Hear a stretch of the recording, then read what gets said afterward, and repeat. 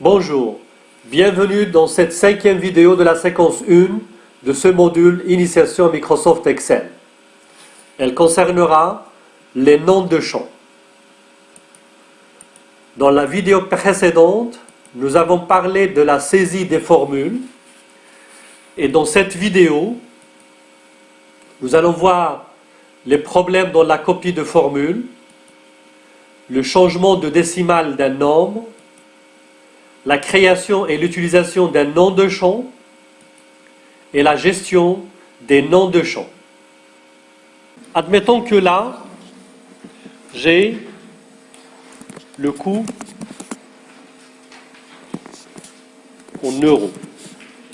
J'ai une cellule qui s'appelle taux de change.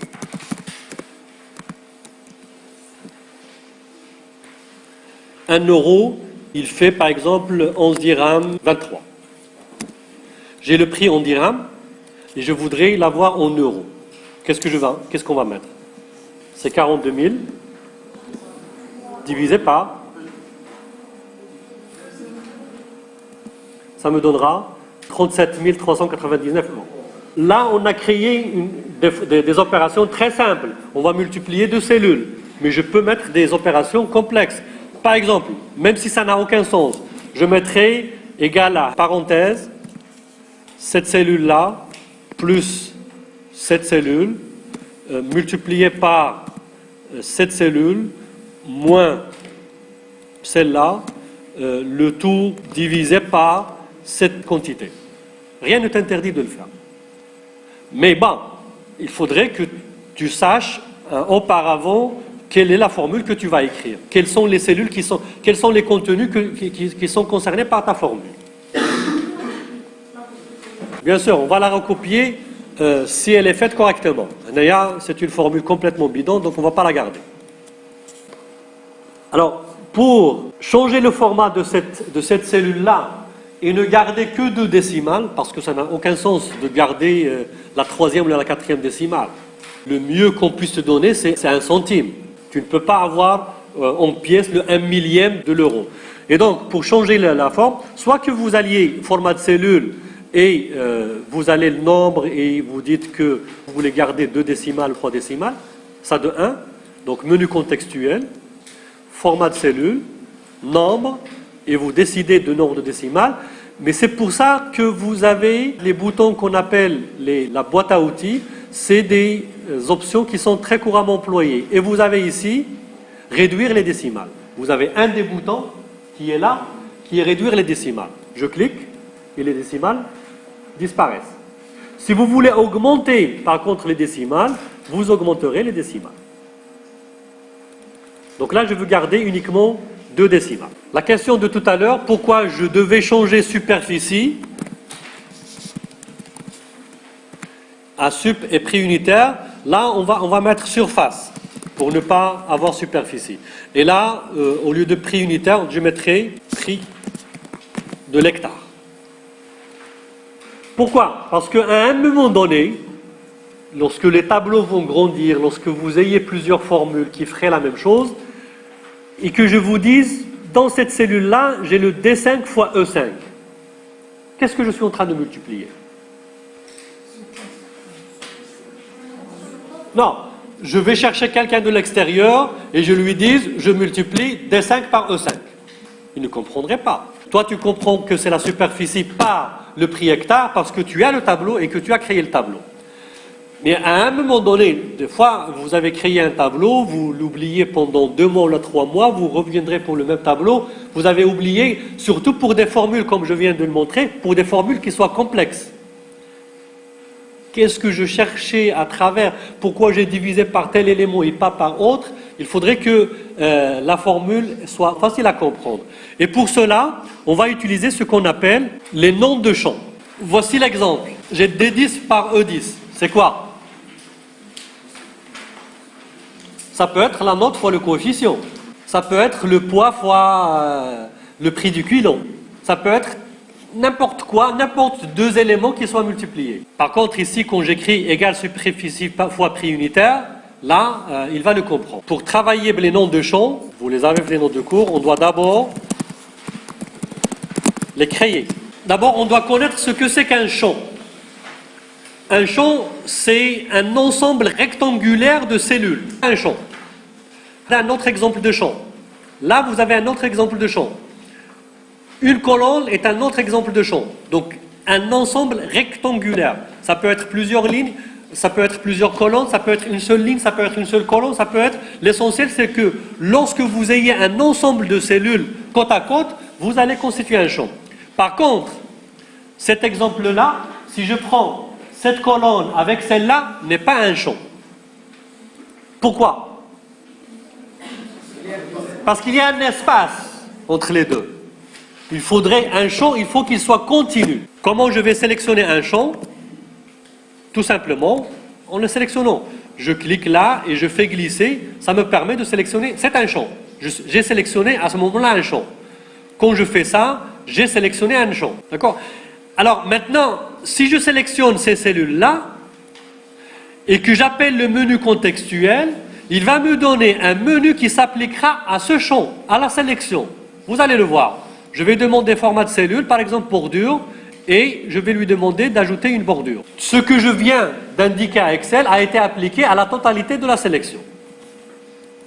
Donc ça, c'est un champ. D'abord, pour créer un nom de champ, pour nommer un champ, il faut d'abord sélectionner le champ à nommer. Ensuite, il y a une case de référence, là dans laquelle se trouvent les adresses de cellules, et tapez le nom de votre champ. Exemple, on va aller là. Je vais nommer ces cellules. Je n'intègre pas l'intitulé de la colonne parce qu'il n'est pas du même type. Donc là, je vais sélectionner. Et je vais dans cette case-là pour donner le nom. Jusqu'à maintenant, ces cellules-là sont référencées, sont connues par leur adresse. D5, D6, D7, D8, D9. Je veux lui dire qu'à partir de ce moment-là, ce paquet-là va s'appeler quelque chose d'autre. Vous n'êtes pas obligé d'écrire ce nom, alors que le nom que je suis en train de créer, c'est le nom de travail, c'est avec lequel je vais manipuler le champ.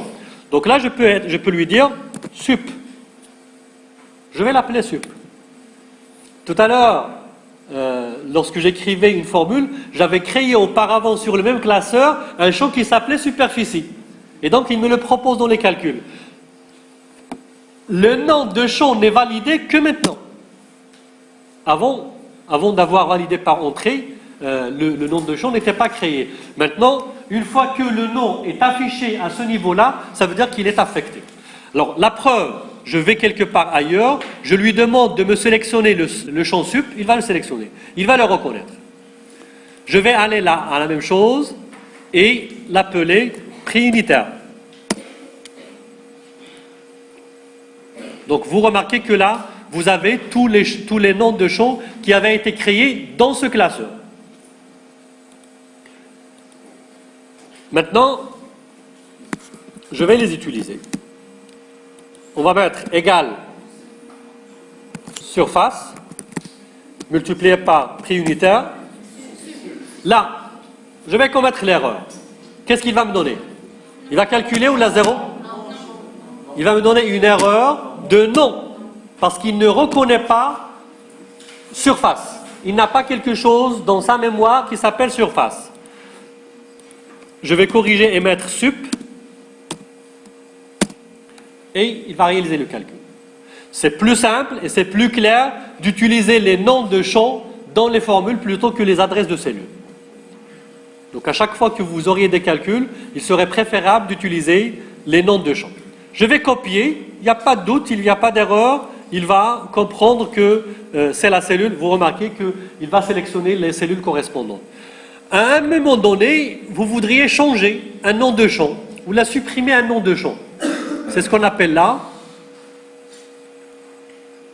Donc là, vous avez comment utiliser les noms de champ. C'est ce qu'on appelle la gestion des noms de champ.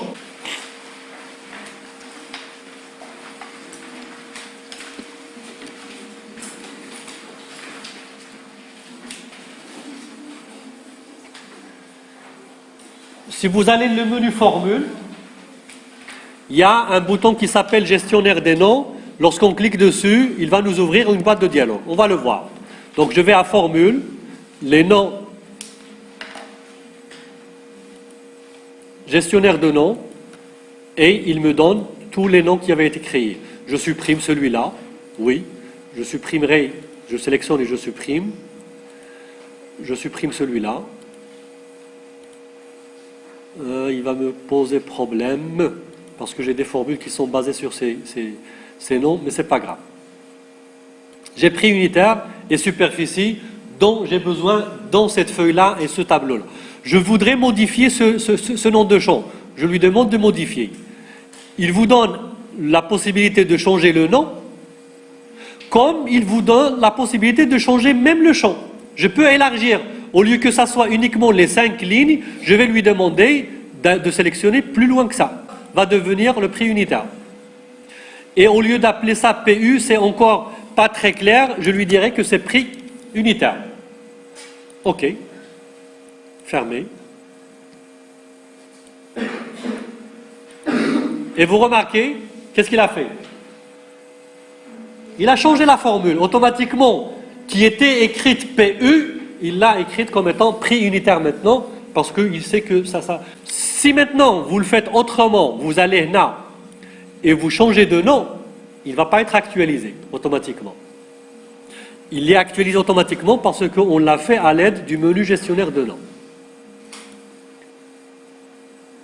D'accord? Donc, on vient de voir jusqu'à maintenant l'environnement, quelle est la cellule, la feuille, etc., etc. On vient de voir les types de données que je peux mettre dans une cellule et qui sont quoi? Texte, numérique et des formules. Les formules vont servir à faire tout ce qui est calcul. Quelle est la particularité des formules? Elles commencent par égal, obligatoire. Vous oubliez l'égal, vous n'aurez rien. Toutes les formules doivent obligatoirement commencer par le signe égal. Et dans le égal, je dois indiquer les adresses des cellules concernées par la formule. Ça peut être des formules simples, ça peut être des formules complexes. L'essentiel, c'est que ce soit des adresses qui soient correctes. On a vu également comment copier une formule. Le plus simple, dans ce cas-ci, c'est d'élargir une formule aux cellules qui lui sont collées. Et on a vu également comment utiliser les noms de champs. C'est plus simple et c'est plus lisible, surtout. Ça ne change en rien l'utilisation des formules. Je ne gagne rien de point de vue efficacité ou de point de vue résultat de calcul. Je gagne en termes de lisibilité. Ma formule est plus claire quand j'utilise les noms de champs que lorsque j'utilise les adresses de cellules. On va attaquer le dernier élément de cette séance. J'ai cette formule.